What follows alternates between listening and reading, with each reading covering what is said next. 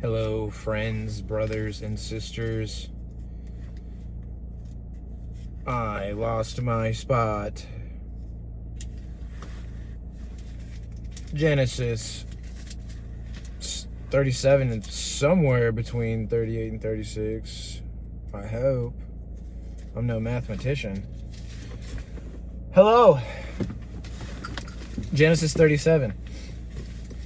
Now Jacob lived in the land where his father had lived as a stranger, in the land of Canaan. These are the records of the generations of Jacob.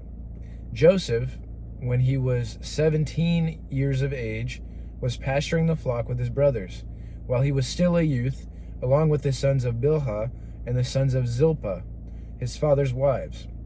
And Joseph brought back a bad report about them to their father. Now Israel loved Joseph more than all his other sons, because he was the son of his old age, and he made him a multicolored tunic. And his brothers saw that their father loved him more than all his brothers, and so they hated him and could not speak to him on friendly terms. Then Joseph had a dream, and when he told it to his brothers, they hated him even more. He said to them, "Please listen to this dream which I have had. For behold, we were binding sheaves in the field, and behold, my sheaf stood up and also remained standing. And behold, your sheaves gathered around and bowed down to my sheaf." Then his brothers said to him, "Are you actually going to reign over us? Or are you really going to rule over us?" So they hated him even more for his dreams and for his words. Then he had yet another dream, and informed his brothers of it, and said, "Behold, I have had yet another dream. And behold, the sun and the moon and 11 stars were bowing down to me." He also told it to his father as well as to his brothers. And his father rebuked him and said to him, "What is this dream that you have had? Am I and your mother and your brothers actually going to come to bow down to the ground before you?" And his brothers were jealous of him, but his father kept the matter in mind. Then his brothers went to pasture their father's flocks in Shechem. And Israel said to Joseph, "Are your brothers not pasturing the flock in Shechem? Come, and I will send you to them." And he said to him, "I will go." Then he said to him, "Go now and see about the welfare of your brothers and the welfare of the flock, and bring word back to me." So he sent him from the valley of Hebron, and he came to Shechem. A man found him, and behold, he was wandering in the field. And the man asked him, "What are you looking for?"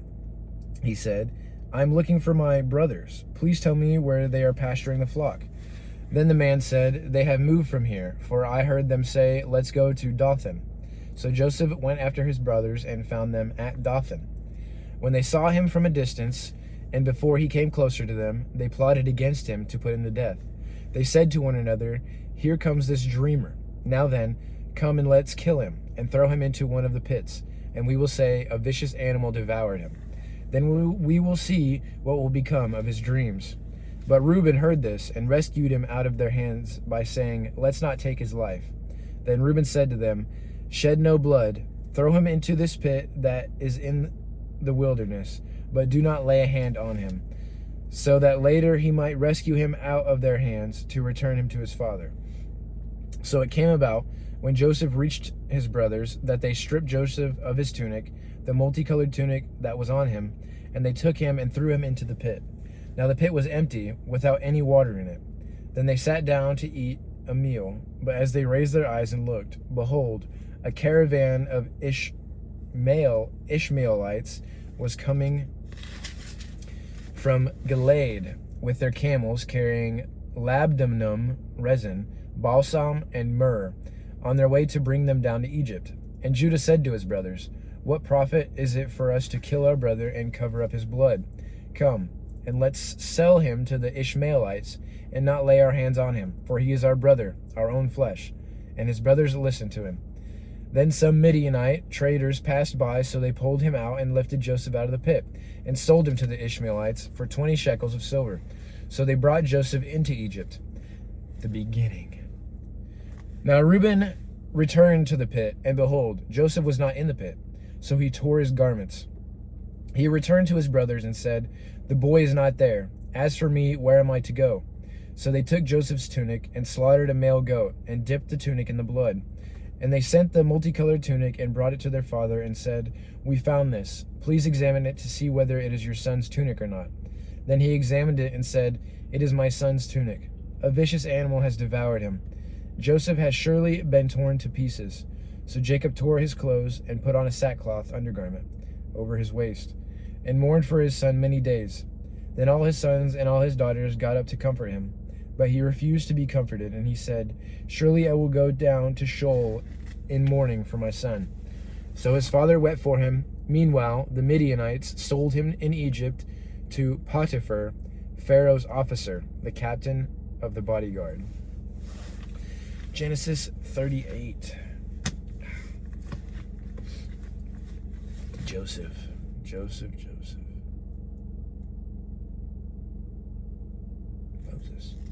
Moses!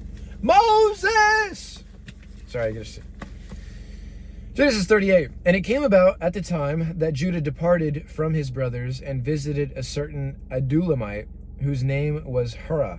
Judah saw there was a daughter of a certain Canaanite, whose name was Shah, and he took her as a wife and had relations with her.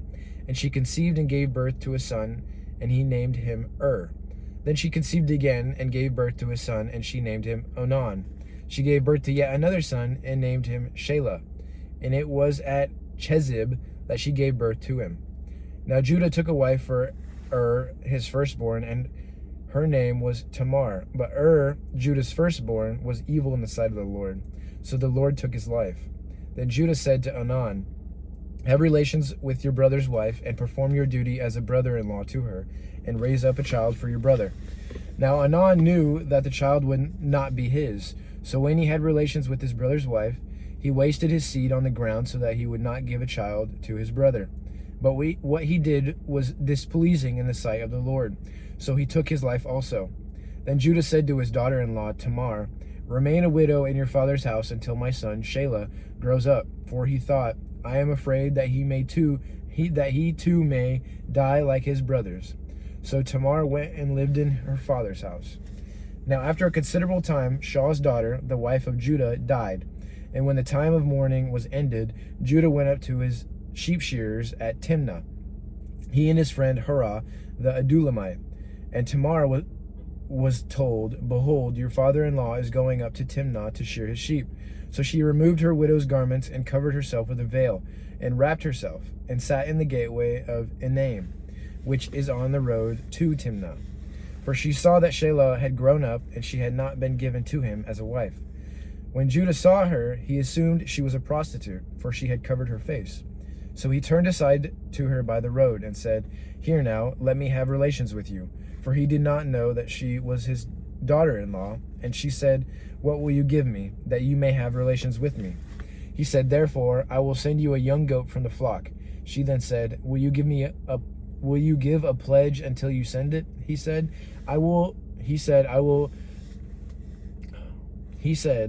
"What pledge shall I give you?" And she said, "Your seal and your cord, and your staff that is in your hand." So he gave them to her and had relations with her, and she conceived by him. Then she got up and departed, and removed her veil and put on her widow's garments. When Judah sent the young goat by his friend to the Adullamite to receive the pledge from the woman's hand, he did not find her. He asked the people of her place, saying, "Where is the temple prostitute who was by the road at Enaim?" But they said, "There has been no temple prostitute here." So he returned to Judah and said, "I did not find her." And furthermore, the people of the place said, "There has been no temple prostitute here." Then Judah said, "Let her keep them, otherwise we will become a laughingstock. After all, I sent this young goat, but you did not find her." Now it was about 3 months later that Judah was informed, "Your daughter-in-law, Tamar, has prostituted herself, and behold, she is also pregnant by prostitution." Then Judah said, "Bring her out."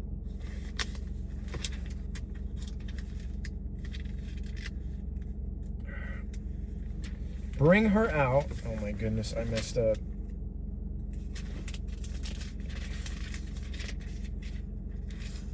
What happened? These pages are still so stuck together. Bring her out. What is it? These pages, please. I skipped so much.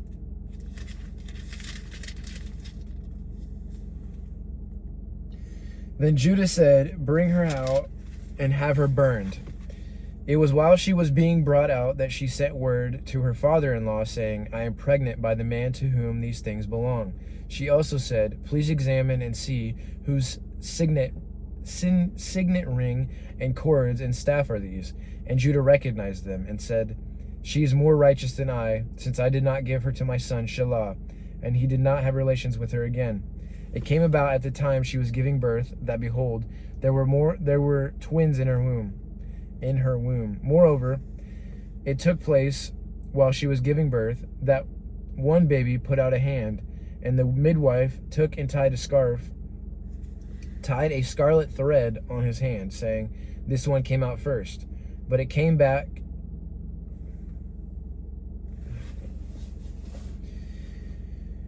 about as he drew back his hand that, behold, his brother came out. Then she said, "What a breach you have made for yourself." So he was named Perez. Afterwards, his brother came out, who had the scarlet thread on his hand, and he was named Zerah.